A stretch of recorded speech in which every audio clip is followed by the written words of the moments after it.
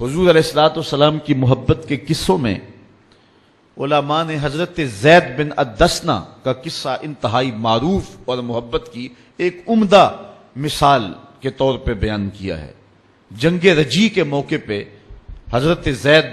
بن دسنہ گرفتار کر لیے گئے تھے۔ کافروں نے حضرت زید کو پکڑ لیا اور پکڑ کر کے ان کو جو ہے وہ سولی پہ چڑھا دیا، ان کو جلتی ہوئی آگ کے انگاروں کے اندر رکھ دیا، اور پھر ان کو کہا کہ اے زید، اگر تمہاری جگہ تمہارا نبی ہوتا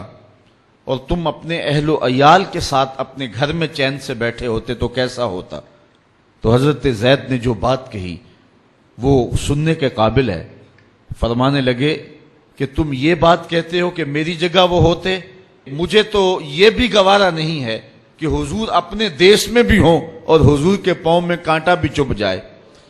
ابو سفیان اس وقت ابھی اسلام کی دولت سے مالا مال نہیں ہوا تھا۔ اس نے حضرت زید کے ان جذبوں کو دیکھ کر کے کہ ان کو آگ کے تپتے ہوئے کوئلوں پہ رکھا جا رہا ہے اور اس حالت میں یہ جملہ کہہ رہے ہیں، تو کہنے لگا کہ میں نے بڑے بڑے لوگوں کو دیکھا ہے، لیکن جتنی محبت اصحاب محمد سے کرتے ہیں واللہ کسی کو اتنا پیار کرتے میں نے نہیں دیکھا ہے۔